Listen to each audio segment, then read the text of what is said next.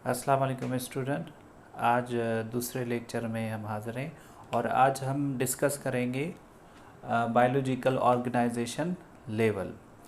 इसमें कुछ स्टेप्स होते हैं और यही स्टेप बिल्कुल सिमिलर हैं जो हमारे सिंध टेक्स्ट बुक में और जो पंजाब मौजूद है, लेकिन पंजाब में जो मौजूद है उसमें कुछ ज़्यादा मटेरियल लिखा हुआ है इन लेवल्स के बारे में। तो आज हम उनको कुछ पॉइंट्स जो इम्पोर्टेंट हैं वो मैंने नोट कर लिए हैं, लेकिन जो पॉइंट ओरली बताने हैं वो हम डिस्कस करेंगे ड्यूरिंग लेक्चर। बायोलॉजिकल ऑर्गेनाइजेशन का मतलब है कि जब लिविंग फॉर्म होते हैं तो लिविंग ऑर्गेनिजम्स के क्या स्टेप्स होते हैं। हमारे पास दो टाइप के लिविंग ऑर्गेनिजम्स होते हैं, या तो वो यूनिसेलुलर लिविंग ऑर्गेनिज्म होते हैं या तो वो मल्टीसेलुलर लिविंग ऑर्गेनिज्म होते हैं।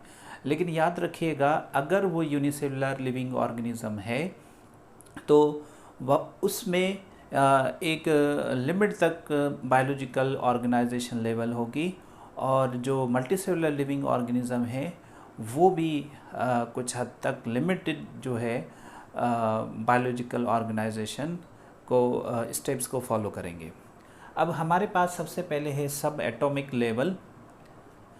जैसे हमें मालूम है कि जितने भी लिविंग ऑर्गेनिजम्स हैं या जितने भी नॉन लिविंग हैं वो मैटर से बने हुए हैं और उनका जो यूनिट है वो है एटम। सो एटम्स ही किसी मैटर को बनाते हैं, और एटम के अंदर जो है सब एटॉमिक पार्टिकल्स होते हैं, जैसा कि इलेक्ट्रॉन, प्रोटॉन, न्यूट्रॉन्स वगैरह। तो ये बिल्कुल एक इनिशियल स्टेज है जिसमें किसी भी लिविंग ऑर्गेनिजम्स को बनने के प्रोसेस में से इनको फॉलो करना पड़ेगा, और जो नॉन लिविंग होते हैं वो भी सब एटॉमिक पार्टिकल से बने होते हैं। अब सेकंड जो स्टेज है वो है मॉलिक्यूलर लेवल। इसमें एलिमेंट्स को एटम जब बनाते हैं तो वो डिफरेंट केमिकल बॉन्ड मिलकर एलिमेंट्स बनाते हैं। वो बॉन्ड्स जो है आयोनिक बॉन्ड भी हो सकते हैं और वो बॉन्ड जो है कोवलेंट बॉन्ड भी हो सकते हैं। आयोनिक बॉन्ड्स आपको पता है कि वो शेयरिंग ऑफ इलेक्ट्रॉन से बनते हैं, और कोवलेंट बॉन्ड जो है वो म्यूचुअल शेयरिंग से बनते हैं। आयोनिक ट्रांसफ़र ऑफ इलेक्ट्रॉन से बनते हैं, लेकिन जो कोवलेंट बॉन्ड होते हैं वो म्यूचुअल शेयरिंग से बॉन्ड्स बनते हैं। अब जब ये बॉन्ड मिलकर न्यू एलिमेंट्स बनाते हैं तो उसके बाद इसके नतीजे में मॉलिक्यूल्स भी बनते हैं जो किस फॉर्म में होते हैं, स्टेबल फॉर्म में होते हैं। जैसा कि हमारे पास कार्बन, हाइड्रोजन, ऑक्सीजन, नाइट्रोजन और सल्फ़र मौजूद है। ये ज़्यादातर हमारे जो बायोलॉजिकल मॉलिक्यूल्स होते हैं, मींस जो लिविंग में जिनकी तादाद ज़्यादा होती है, या जो लिविंग के जो मॉलिक्यूल्स होते हैं जैसे प्रोटीन है, लिपिड है, कार्बोहाइड्रेट है, इनका उसमें बहुत ज़्यादा इम्पोर्टेंट रोल होता है। अब हमारे पास जो मॉलिक्यूल्स होते हैं वो या तो माइक्रो मॉलिक्यूल्स होते हैं या तो मैक्रो मॉलिक्यूल्स होते हैं। माइक्रो मॉलिक्यूल्स वो मॉलिक्यूल्स होंगे जिनका मॉलिक्यूलर वेट लोअर होगा, जैसा कि हमारे पास वाटर है और कार्बन डाइऑक्साइड है। ये हमने दो मिसाल लिखे हैं यहाँ पर। और मैक्रो मॉलिक्यूल्स लार्जर मॉलिक्यूल्स होते हैं जिनका मॉलिक्यूलर वेट ज़्यादा होता है, जैसा कि हमारे पास बायोलॉजिकल मॉलिक्यूल्स हैं, कार्बोहाइड्रेट है, प्रोटीन है, लिपिड्स हैं। तो ये मैक्रो मॉलिक्यूल्स हैं। Now these macro molecules are composed of very small units or small molecules known as monomers। मिसाल के तौर पे हमने यहाँ पर लिखा है स्मॉलर मॉलिक्यूल्स, जैसा कि अमाइनो एसिड्स, मोनोसेक्राइड्स, ग्लाइसरॉल और फैटी एसिड्स, न्यूक्लियोटाइड्स। ये सिंपल मॉलिक्यूल्स हैं और इनमें से ही मैक्रो मॉलिक्यूल्स बनते हैं। जैसे मिसाल के तौर पे अमाइनो एसिड्स हमेशा प्रोटीन को बनाते हैं, और मोनोसेक्राइड्स मिलकर पॉलीसेक्राइड बनाते हैं। कि हम कह सकते हैं कि कार्बोहाइड्रेट का जो सिंपल मॉलिक्यूल है वो मोनोसेक्राइड है, और ग्लाइसरोल और फैटी एसिड्स ये मिलकर लिपिड्स बनाते हैं, और लिपिड भी एक मैक्रोमॉलिक्यूल है। देन जो थर्ड स्टेज है, जब ये मैक्रोमॉलिक्यूल्स या कंपाउंड्स वगैरह बनते हैं या माइक्रोमॉलिक्यूल्स बनते हैं, तो उसके नतीजे में ये मिलकर सेल के ऑर्गेनेल्स बनाते हैं। अब ये ऑर्गेनेल्स प्रोकैरियोटिक्स में कम तादाद में होते हैं, लेकिन यूकैरियोटिक्स में कंप्लीट तादाद में होते हैं। जैसा कि हमारे पास है mitochondria, endoplasm reticulum, Golgi bodies, ये यूकैरियोटिक सेल्स में मौजूद होते हैं।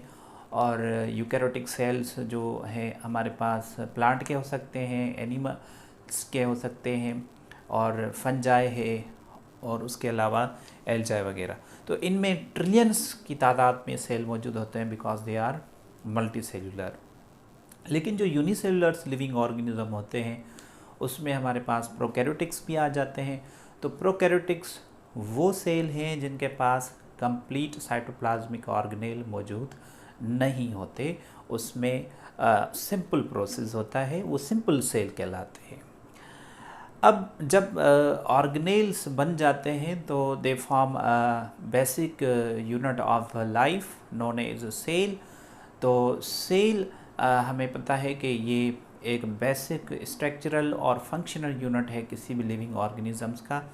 मीन्स स्ट्रक्चरल ऐसे है कि वो सारे स्ट्रक्चर जो भी लिविंग्स के होते हैं वो सेल बनाता है, और जितने भी फंक्शंस परफॉर्म हो रहे होते हैं वो भी सेल की वजह से होते हैं। देन जब सेल का ग्रुप आपस में कंबाइन होगा, a group of similar cell they form tissues. जैसा कि मिसाल के तौर पे हम एक मिसाल ले लेते हैं प्लांट के टिश्यूज़ और एनिमल के टिश्यूज़। प्लांट के टिश्यूज़ जो मेजर टिश्यूज़ हैं वो परमानेंट टिश्यूज़ और मेरिस्मेटिक टिश्यूज़ हैं, उसमें से फिर फर्दर उनके टाइप्स मौजूद होते हैं। हमारी बॉडी में भी जैसे we are also included in animal category, we belong to kingdom Animalia. So animals में जो टिश्यूज़ होते हैं वो 4 टाइप के होते हैं मोस्टली वर्टिब्रेट्स में। जैसा कि उनके पास मस्कुलर टिश्यूज़ होते हैं, और उसके अलावा नर्व टिश्यूज़ होते हैं, एपिथेलियल टिश्यूज़, और लास्ट में हम कह सकते हैं कि कनेक्टिव टिश्यूज़ भी मौजूद होते हैं। नाउ जब टिश्यूज़ कंबाइन होते हैं तो टिश्यूज़ मिलकर ऑर्गन्स बनाते हैं। अब ये ऑर्गन मल्टीसेलुलर जो लिविंग होते हैं कुछ को छोड़ के उनमें कंप्लीट ऑर्गनल सिस्टम मौजूद होता है, मींस ऑर्गन सिस्टम मौजूद होता है। तो ये ऑर्गन्स मिलकर एक नया सिस्टम बनाते हैं जिसे हम कहते हैं ऑर्गन सिस्टम। जैसे मिसाल के तौर पे हमारी बॉडी में डिफरेंट सिस्टम है। हमारे पास डाइजेस्टिव सिस्टम है, हमारे पास रेस्पिरेटरी सिस्टम है, एक्सक्रीटरी सिस्टम है, नर्वस सिस्टम है। तो ये जब आप इनके ऊपर गौर करेंगे तो ये सिस्टम्स ऑर्गन की वजह से बने हुए हैं। लेकिन कुछ ऐसे लिविंग भी हैं जो हैं मल्टीसेलुलर, लेकिन उनके पास ऑर्गन सिस्टम मौजूद नहीं होता। जैसे आप मिसाल दे सकते हैं फाइलम पोरीफेरा का, उसमें टिश्यूज़ तो मौजूद हैं लेकिन ऑर्गन सिस्टम मौजूद नहीं होता। Thank you so much. Next class में हम फर्दर डिस्कस करेंगे।